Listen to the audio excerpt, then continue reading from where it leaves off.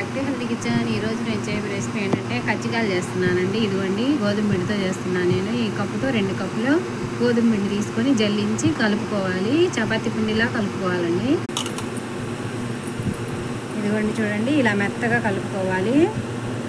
కొంచెం ఆయిల్ వేసి ఇలా కలుపుకొని ఒక 10 నిమిషాలు నాననివ్వాలండి. తర్వాత చేసుకుందాం. ఈ పిండి నానేలోపు ఇందులో స్టఫ్కి పొడి ప్రిపేర్ చేద్దామండి.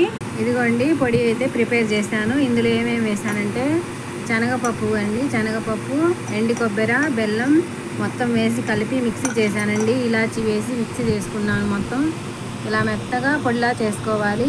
చూడండి, కొబ్బరి ఎక్కడైనా కనిపించకూడదండి, మెత్తగా చేసుకోవాలి. ఇలా పొడి ప్రిపేర్ చేసిన తర్వాత ఇప్పుడు కజ్జికాయలు రెడీ చేద్దాం. ఇదిగోండి ఇలా చిన్న చిన్న ఉండలుగా చేసుకోవాలి. చేసుకొని ఇప్పుడు ఒత్తుకున్నామని. ఇదిగోండి తీసుకున్నాం కదా, ఇప్పుడు ఇలా రౌండ్గా పల్సగా చేసుకోవాలి. చాలా పల్సగా చేయాలండి. ఇలా చేసి ఇది ఉంది కదా కజ్జికాయలు చేసేది, ఇవ్వండి వేయాలి. ఇలా వేసుకోవాలి. ఇలా వేసుకొని ఇందులో తక్కువ సరిపోయిన పిండి వేసుకోవాలి. పుట్నాల పిండి.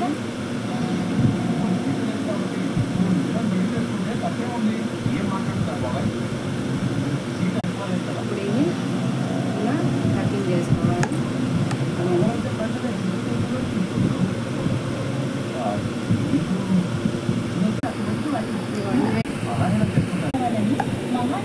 ఇదిగోండి చూడండి, ఇలా వచ్చింది కదా. ఇదిగోండి చూడండి, అన్నీ ఇలానే చేయాలండి. ఇలా చేసి ప్లేట్లో వేసుకున్నాను విడివిడిగా. ఇదిగోండి ఇంకో ప్లేట్లో మొత్తం అయితే నాకు 20 దాకా వచ్చాయండి 2 కప్పుల పిండికి. ఇప్పుడు డీప్ ఫ్రై చేద్దాం. ఇదిగోండి నేనైతే 1/2 kg పైన తీసుకున్నానండి ఆయిల్ అయితే బాండ్లో వేసుకొని స్టవ్ వెలిగించాను. ఇప్పుడు నార్మల్గా సిమ్లో పెట్టి ఆయిల్ కాగనివ్వాలి. హీట్ అవ్వకూడదండి, బాగా హీట్ అయితే మొత్తం మాడిపోతాయి కదా. సిమ్లో పెట్టి చేసుకోవాలి ఇది ప్రాసెస్ మొత్తం. ఇప్పుడు ఆయిల్ అయితే హీట్ అవ్వాలి. ఆయిల్ హీట్ అయింది కదా, ఇప్పుడు ఇందులో వేయాలి. ఇదిగోండి విడివిడిగా వేసుకోవాలి. ఇదిగోండి నేనైతే 4 వేసుకున్నాను, విడివిడిగా ఫ్రీగా ఫ్రై అవుతాయని.